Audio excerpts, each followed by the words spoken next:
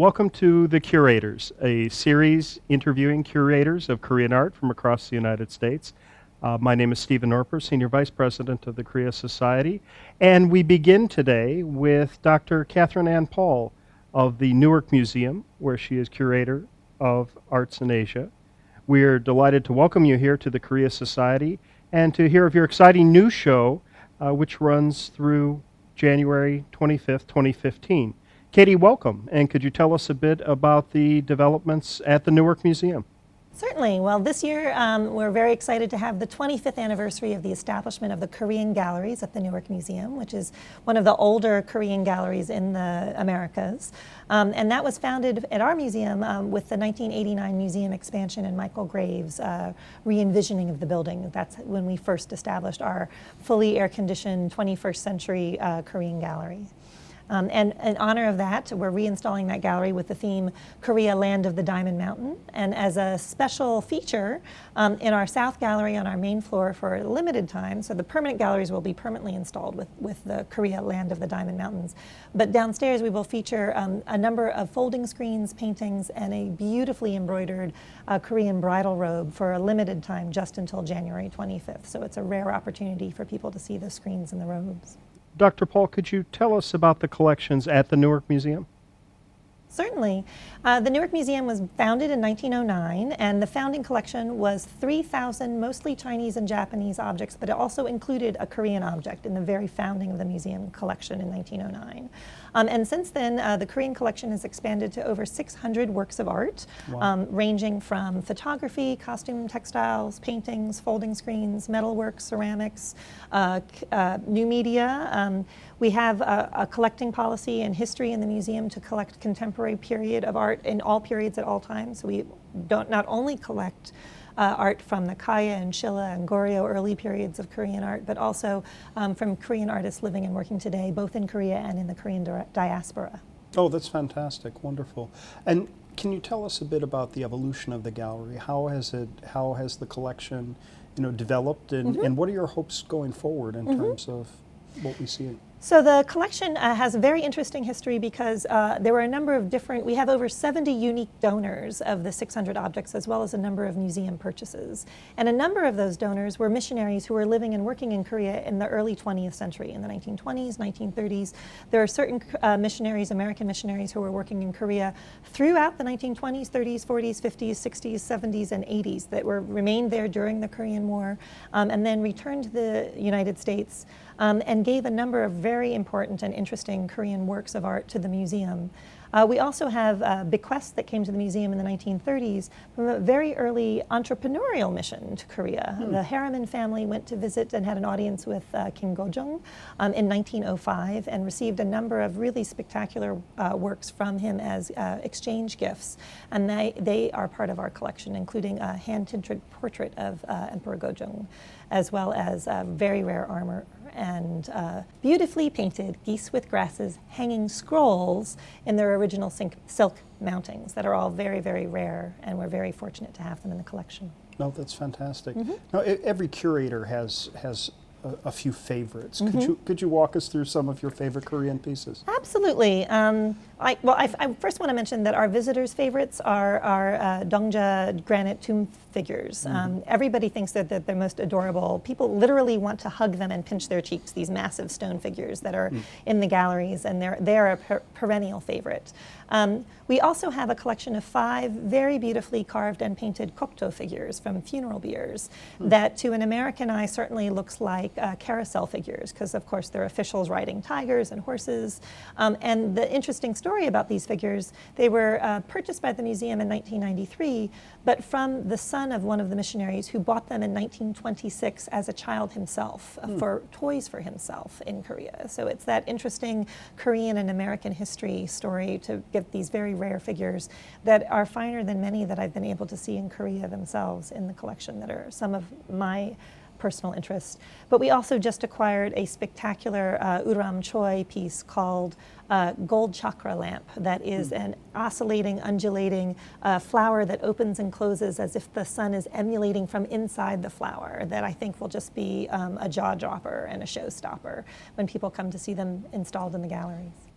Katie, could you tell us about the physical space and how you see that developing at the museum in the future? So the physical space of the gallery is on the third floor of the north wing of the museum, is where we've allocated space for Korea permanently. And so there's a very large gallery and then a smaller niche area. The smaller niche area is featuring our Gaia and Shilla ceramics and talks about the history of early stoneware production in Korea, and it parallels that with ceramic histories in China and Japan that are in adjacent galleries, but also specifically points out how Korean ceramics are distinct and unique. We also have specifically designed shelves not only for the Gaia Shilla ceramics, but also for our Goryeo ceramics that are inspired by chakari screens in the installation design. And we have a spectacular grouping of celadons from the Goryeo period, as well as metalwares. Beautiful, beautiful, beautiful mabyung and gourd-shaped vases and bowls, both with sangam inlay as well as mold and carved. Beautiful, beautiful examples. But we've also organized the gallery to be able to teach about all facets of Korean art and life, both historically and currently. So we'll have a section devoted to Neo-Confucianism in Korea, a section devoted to Buddhism in Korea, a section devoted to shamanism in Korea, as a section devoted to courtly life, looking at the Joseon period and Joseon period ceramics and furniture, as well as Joseon revivalism in the ways that people are still to this day the way that Americans look at neoclassicalism or Renaissance or neo-Renaissance work, the Joseon revival period is strength in our collection, both for paintings as well as in furniture, and ceramics, contemporary ceramics that also look back to the Joseon for inspiration as they create ceramics today. Works by Yekyum Kim, for example, that will be featured. So it really is trying to provide the heart and the meat for all sorts of students and enthusiasts of Korean art of all ages to really come and learn about the amazing legacy that Korea has in culture and art. Dr. Paul, Dr. Young Chung of our board and a supporter of both our organizations has talked about the intimate experience at the Newark Museum. And I'm wondering if you might share some of your thoughts on that. Absolutely. So the founder of our museum, a man named John Cottondana, was a visionary progressive for education and museum studies. He was the director of the library, the Newark Public Library, and he was doing exhibitions in the library at that time. And when he founded the museum, he wanted it to not be a castle in a park. He wanted it to be a thriving museum in the heart of the city. He wanted the working class to come in and learn about the world through the museum. And in fact, 1915 is when we got a lot of our Korean ceramics, early ceramics, Goryeo and Gaia and Shilla ceramics, because John Cottondana created an exhibition about ceramics around the world, and a dealer noticed that there weren't Korean ceramics. So he gave Korean ceramics so that Korean ceramics would be included in that world conversation of ceramics as an important global art. And because our founder didn't want the museum to be a temple on a hill or a castle in a park, he really created our 1927 purpose-built Beaux-Arts building to be a space where people could feel at home with art objects. So our galleries are medium size. The ceilings are, in general, for the permanent galleries, not very high ceilings. So people do not feel intimidated when they come to view our galleries. And it's an interesting conversation I have with a lot of other curators, as well as many different visitors, that they don't feel afraid or intimidated to look at all of the amazing works of art in our galleries. Our collections are world class, but our spaces are like coming home, and people really feel that when they come to the galleries. I've fielded questions from other curators. We have, for example, in our South Asian gallery, some images of deities that were dressed by a ritualist in Indian woman's sari for an Indian goddess.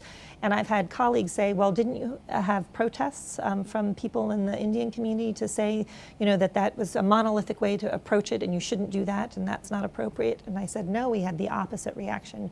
They're like, we're so happy to see the gods clothed. We're so happy to see things the way that they would see them in India. And I think that reaction runs through the core of our galleries because they are intimate galleries instead of being intimidating galleries. And part of that accessibility and part of your warmth and holistic approach seems to be your juxtaposition. You mentioned, for example, the play on the Calder piece. I'm wondering if you could share that with those listening and Certainly, viewing. yes, Sure. yes.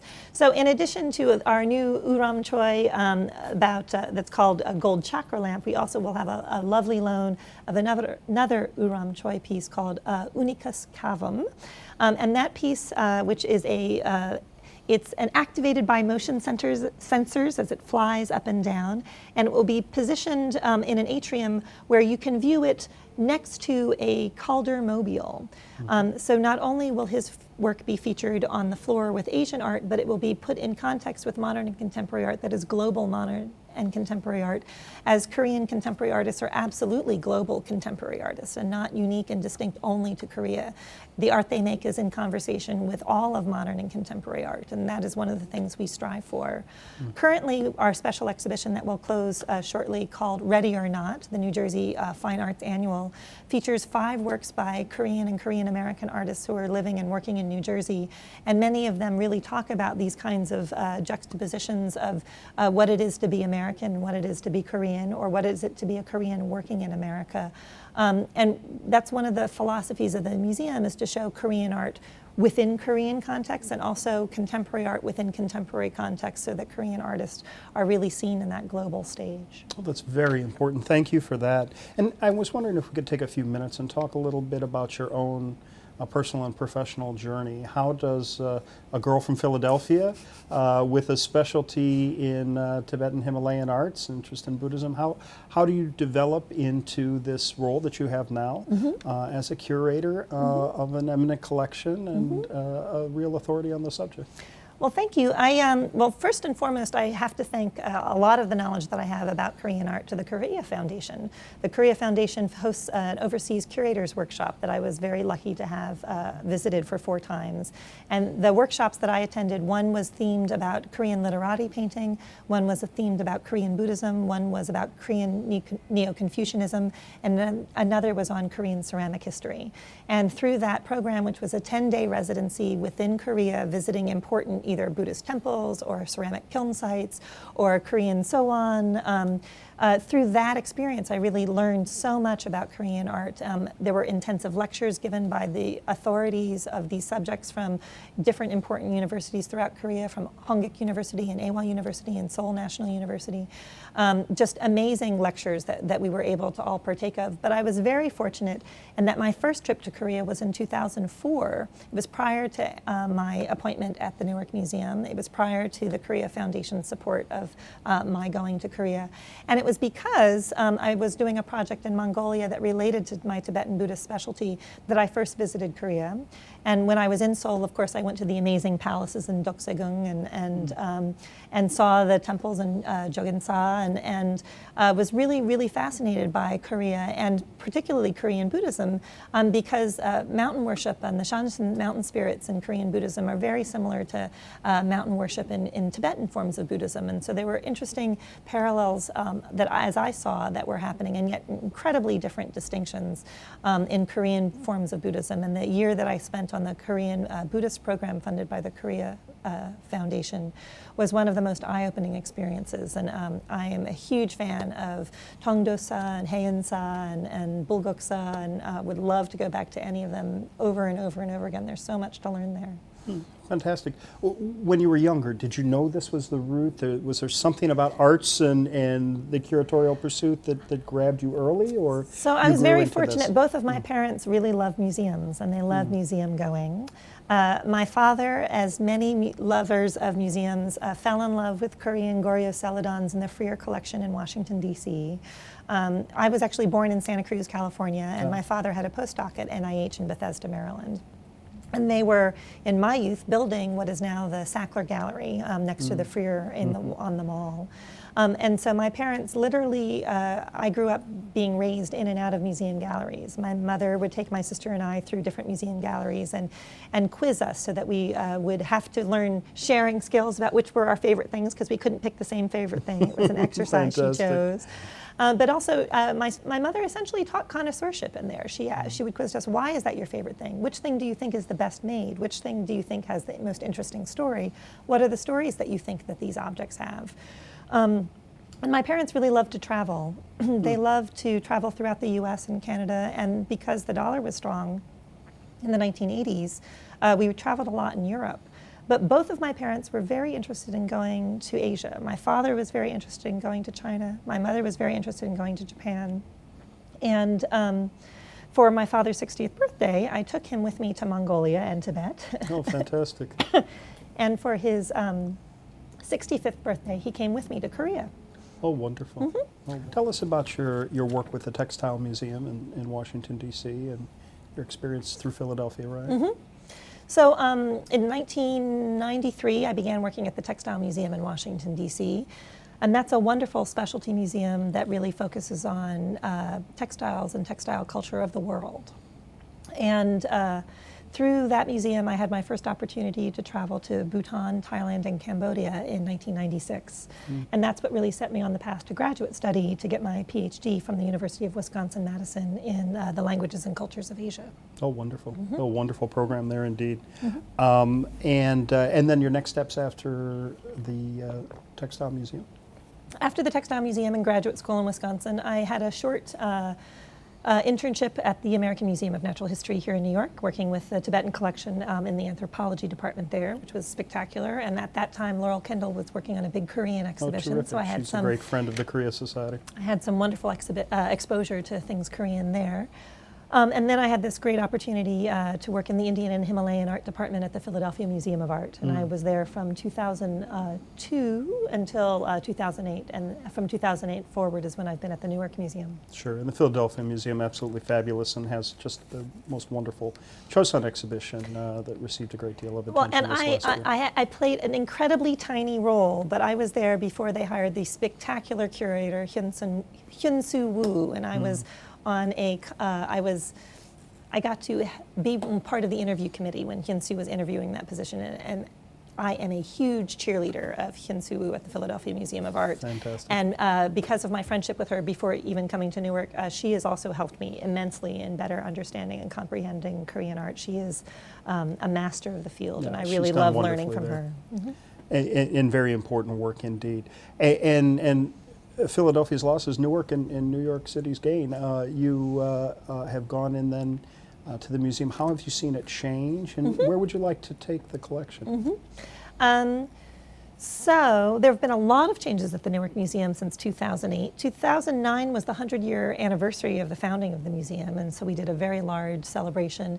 And in the course of my tenure there, in 2007, the Korean galleries were last installed. And so it was really, as I saw it, my task to go and update the rest of the permanent galleries for Asia, which include South and Southeast Asian galleries, Tibetan galleries. I basically have been reinstalling all of the permanent galleries for Asian art. And in that vision, I created two galleries that specifically, actually three galleries that were specifically meant to look at interactions between different parts of Asia as well as regional areas, so that we had the opportunity to look at the importance of Korean art within Korea, but as well as the importance of Korean art as it interacts in the Pan-Buddhist world in our Pan-Buddhist gallery.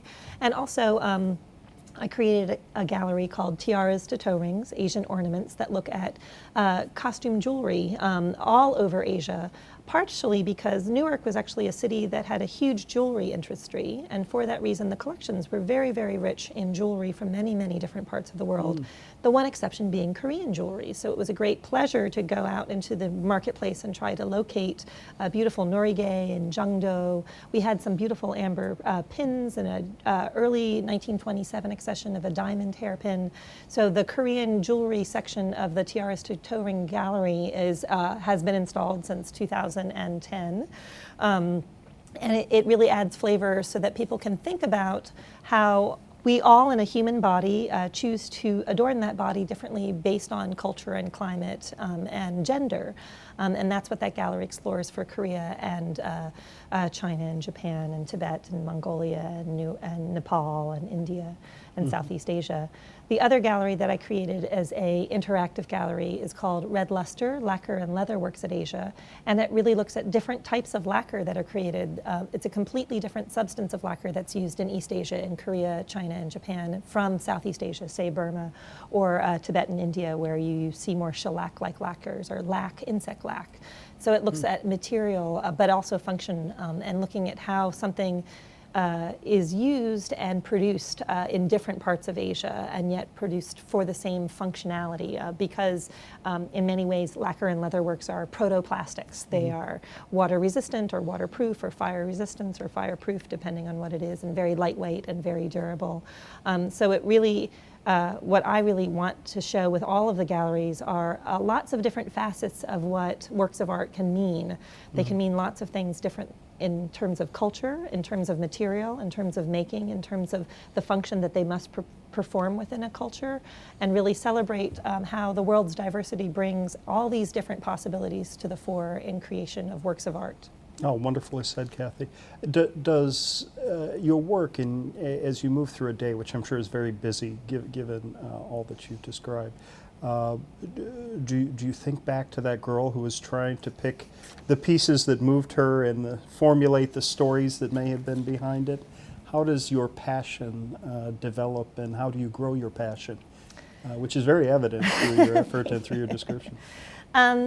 Well, because I was, as a child, taken, I really do think about children in the galleries. The Newark Museum is ranked 5 in the nation for servicing school groups. We do a huge school group program.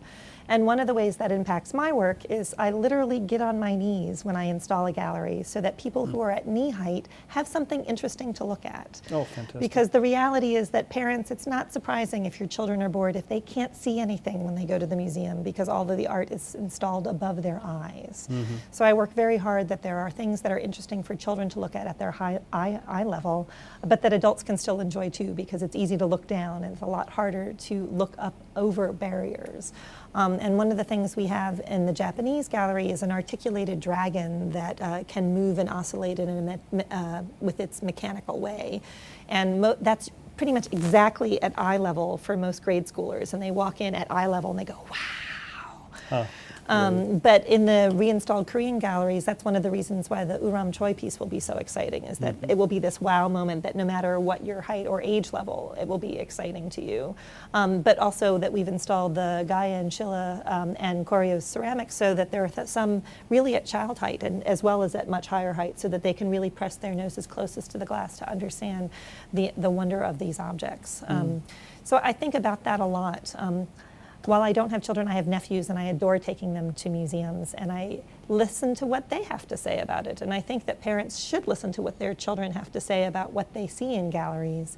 I took my nephew to an exhibition when he was 6, and his reaction to it was Art Nouveau around the world, really looking at Art Nouveau in all parts of the world.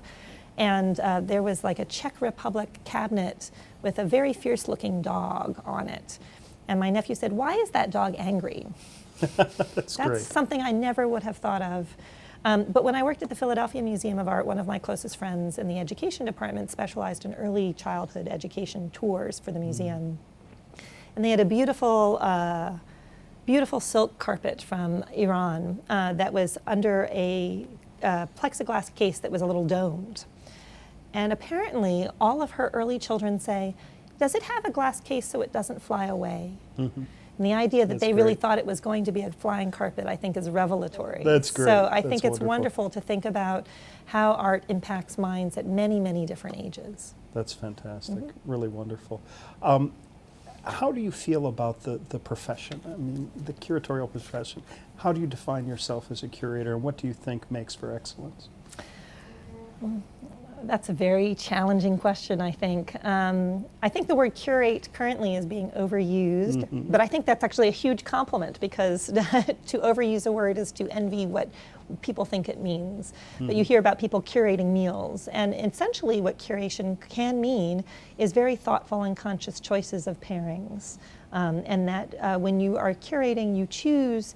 For me, when you're curating an exhibition, for example, you're choosing very thoughtfully what works you're going to include in the exhibition, what bits positioned next to what in your usually 100-word limitation on your object label you choose to say that could be most interesting.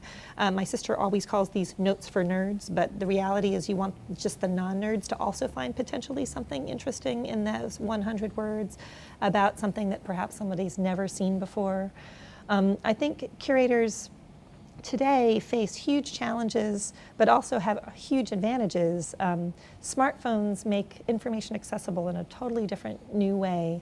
But in the same way that many people worry about the virtual world taking the primacy away from the actual world, I think museums and museum curators have a huge responsibility, but a huge power in the actual, because seeing something in 3 dimensions, seeing something in a fully surround using your peripheral vision, which is never possible on a tiny smartphone, seeing something, I think about museums as associative learning, seeing something with someone or being in a room with a stranger and hearing a stranger's response to something makes you react differently than always being in your head in a virtual space. And even online games or online virtual is different than being a physical space with other people looking at physical things. And that's a very important and valuable thing, more so in this day and age than even before. Mm-hmm. I also think that certainly our founder, John Cotton-Dana, as a librarian, in many ways really saw museums as the proto-web. By bringing works from all over the world, it was a searchable Google database by walking around the museum. Mm-hmm. And I think that still having that medium is, in fact, in no way antiquated, but just reifies and creates a different facet of all this technology that we now have so quickly accessible. Mm-hmm. And let's talk a little bit, you've been generous with your comments about a decade of exploration in Korea, the very kind largesse of the Korea Foundation, who's also been very kind to the Korea Society. What do you think now, here in 2014, a decade on, your 10th anniversary of visiting the peninsula, how does it move you? How have you seen it change in a decade? Well, numbers are an interesting thing. 10th anniversary is interesting. It's the 25th anniversary of the gallery, even though it's a 10th anniversary for my trip to Korea. And in the 25 years that the gallery has been there, there's been a lot of changes in the galleries too, from traditional art or contemporary art that was really only looking to the past to contemporary art that is now very much looking to the future.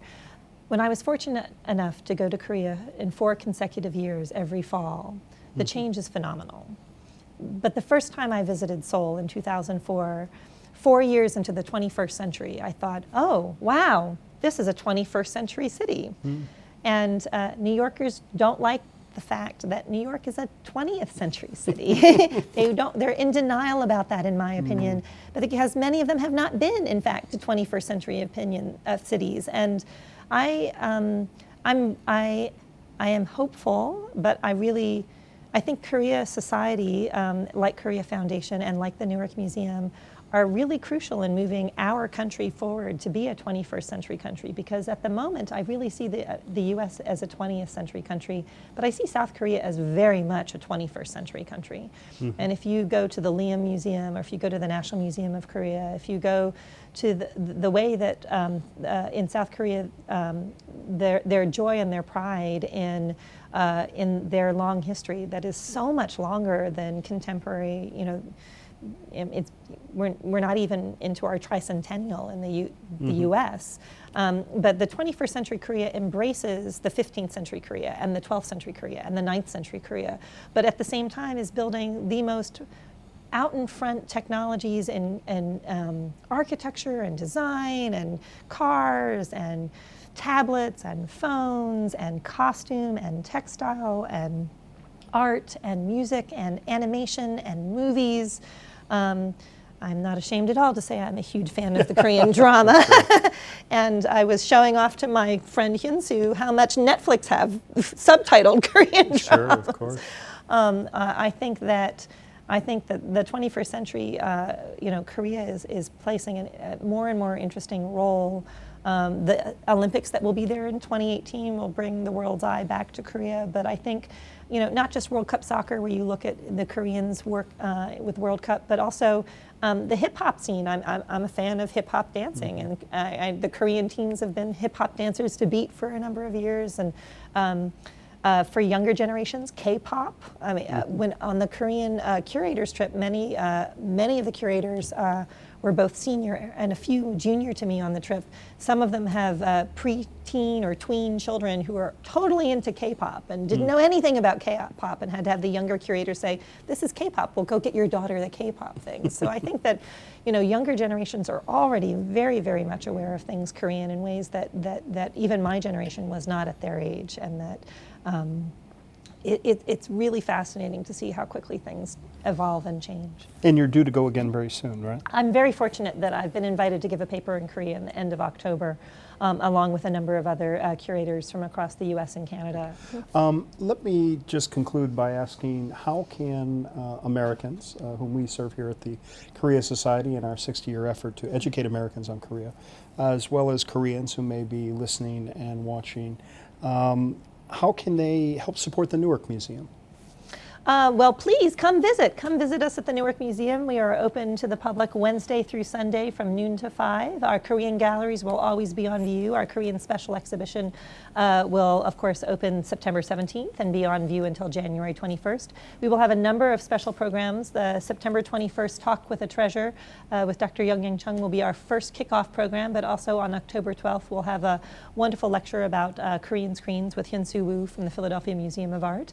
And in the spring we'll have a Family Festival Day with Korean performances and tastings that we invite people to come and attend.